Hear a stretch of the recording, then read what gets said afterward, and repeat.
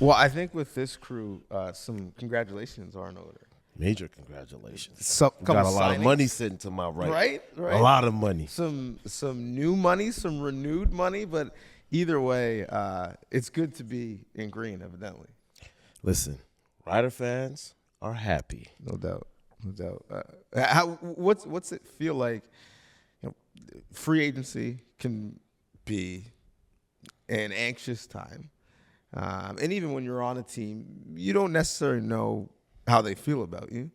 But what's it like being wanted, going to a place that they made a priority to have you in that locker room? Yeah, I mean, talking to Mace, I knew I wanted to talk to him as soon as free agency opened up, and just the fact that he was the first coach to call me when free agency window opened. Like, I'm talking maybe a minute into it, I'm getting a FaceTime of him in the weight room in Saskatchewan saying that this could be all yours. It just made me feel wanted, and I realized once I signed there and all the love from the fans that it was the right choice.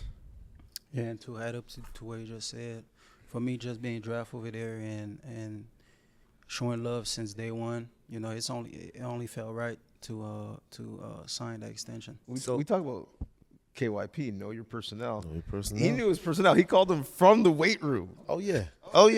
Come on, man. Listen, that weight room is going to be first of all, just know that big picture of the guy in the weight room, that's me. Yeah. So we opened up that gym. But it's about to be renamed to AJ's gym because that's what he does everywhere he goes. You're a guy who has had to get it out the mud. Like, you're ready to really grind for everything, which is why I think those fans really, appreciated your style of play. Now you got beautiful facilities. Everything's pristine and nice. But are you planning to bring some of that aura, some of that breakfast club mentality that you started, in Toronto with some others? Are you planning to try to instill that in Saskatchewan, or how do you ingratiate yourself as a new guy to a team? Yeah, so I mean, I'm gonna show up who I am. I'm gonna start the Breakfast Club. Whoever wants to join it, they're more than welcome to. I'll bring the T-shirts. I'll bring the snacks, and then the mentality when it comes to camp. My goal is to have the meanest, nastiest O-line and run game in the league, and that's just gonna let these guys have more fun in the back end. If people are scared of our run game, he's going to have a lot of touchdowns this year. Talking about a lot of touchdowns, Samuel, talk to me about the addition of a guy like him. What it's going to bring to an already pretty explosive offense that you guys possess over there, especially also having my boy, Trevor Harris back. Yes, sir. I mean, having a guy like him going to definitely bring attention to him, and so obviously it's going to be an explosive playbook. Explosive plays going to be made, and they're going to have to choose if they want to stop the run or if they want to stop the pass, and regardless, they're going to pay. You talk about explosive plays in that offense and just the contrast in styles. Like, even if you look at these two, right, and you got the kind of Beauty and the Beast aspect of things. The way Who's the beauty? What you mean? I mean, I'm asking. Well, I mean, he's a beast, so figure it out. I mean, I just wanted to know, man, because he got the comb over today, so I don't know what kind of. I don't know. I just wanted to know, man. The thing about you, the way you play, is that jumps out to me watching. Where when something pops off the tape and it just looks different. When you play, the way you track the ball in the air, like, it's almost like he's a center fielder. You know what I mean? Where it's like, oh, there's no way he's gonna get to that ball. It's like, oh shoot, he did. Like, where does that come from? Did you play other sports growing up, or is it just natural? Yeah, I mean, growing up, I played a lot of sports. Being born in Montreal, we got winter, so I played ice hockey. I played tennis ball, volleyball. In high school, we had like a sport program where we had like a PE class every day, and that definitely helped. But the tracking the ball thing, it really started at a young age, even in high school. I guess I already had a gift to track the ball. It's just become natural for me, to be honest. To just track the ball, even if I gotta like look over my other shoulder, it became natural. What was the best one last year? I know what was the best one for me. The best one? Yeah, but what was the best one for you? The best one for me was that post I caught against BC. But I know the fan favorites for sure is that touchdown I had, where I kind of like people say I intercept the ball instead of other guy, you know. But both of them are definitely in my top 2. Why the post? The post, because there was a lot of chirping going on, and I just had to make something happen. Oh, so that was personal. Yeah, that was personal a little bit. Listen, I love the fact that you touch on your upbringing, you touch on your beginnings in football in particular. I love Quebec football, man. It's grown at a really fast rate, and you see a lot of talent coming out of Quebec. Listen, there's lots of stuff going on in Quebec, and I'm looking at you now. Talk to us about, your beginnings as well. Like, at what point did your bicep get bigger than your head?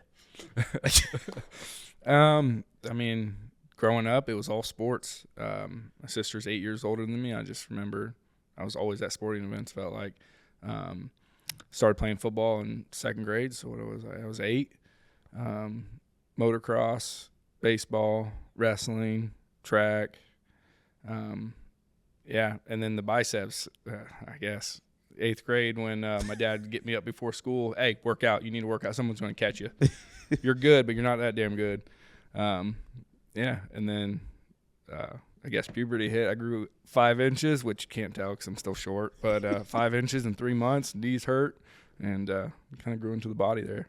From seeing you coming onto the team and just working hard till everybody started saying, man, who is this guy? And why does he work so hard? You know what? I want to work as hard as him. Actually, I want to be like him.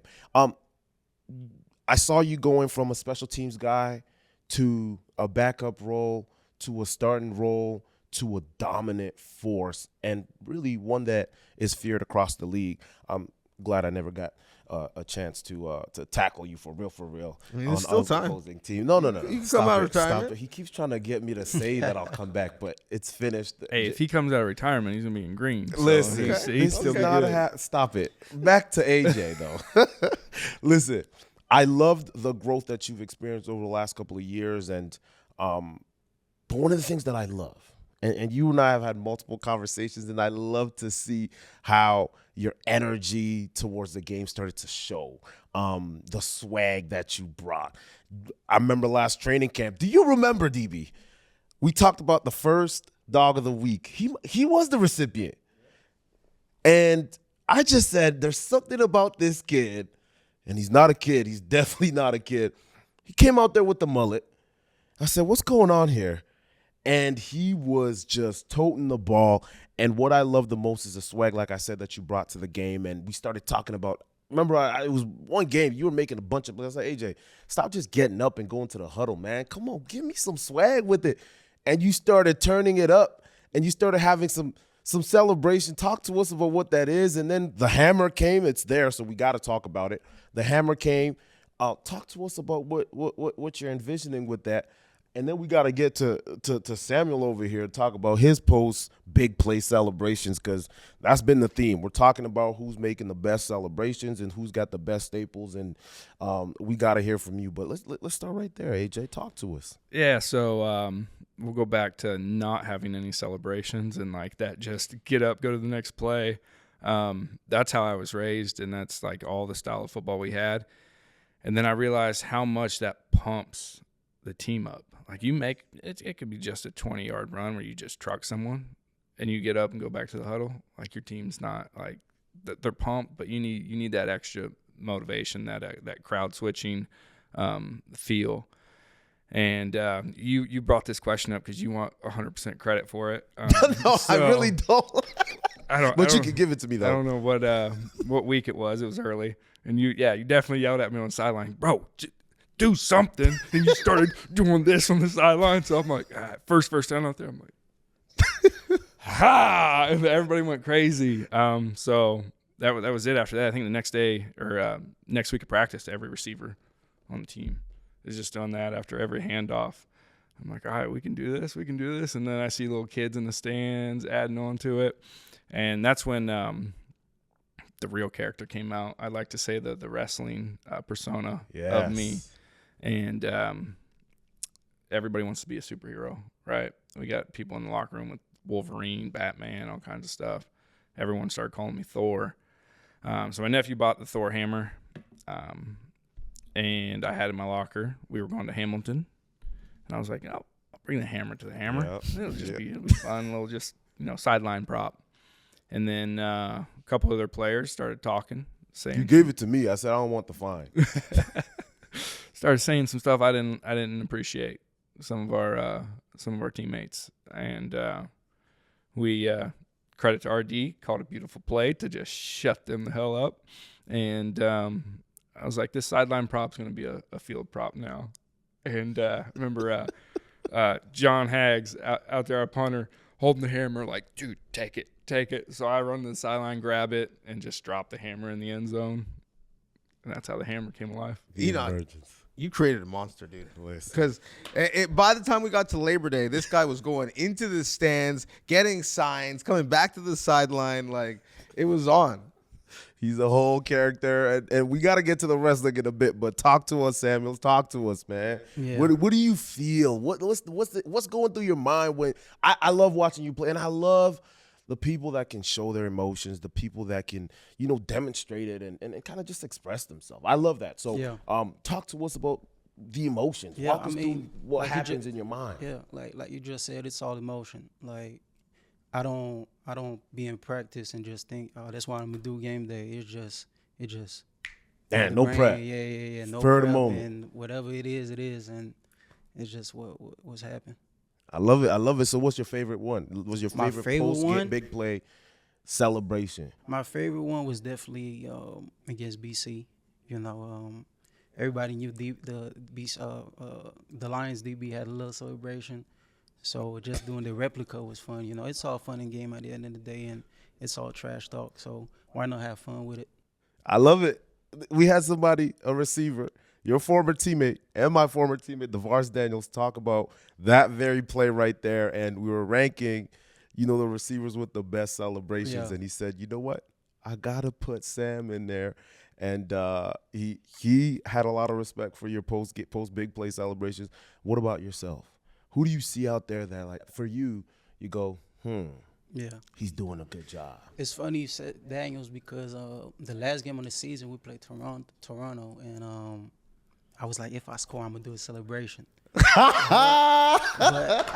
when I score, I just completely forgot, But every time I be doing somebody else's celebration, it's just respect at the end of the day, That mean I watch film and I see what you be doing. So that's one. You got to do another DDs, one? man. I can't wait to that game. Yeah, don't worry about it. Somebody else, Hollins be doing celebration also. Okay. Play a lot with emotions. And Gino, just because it's the same one every time, and it just look calm. Like, it just look so easy. So he up there too. I like it. I like it a lot. Let DD know that when he hits a celebration and it looks better, because DD's hips are getting a little tight now. Man, that's a touchy subject. He kept mentioning the fact that he's the oldest in the room now. But hey, look, I'm just the messenger, and if he wants to have any altercation, I'll send him right to you. Yeah. Oh man, I can't wait. Got that game circled on the calendar. We had Gino himself, and we'll talk to Trey, his favorite in the world, Trey Area.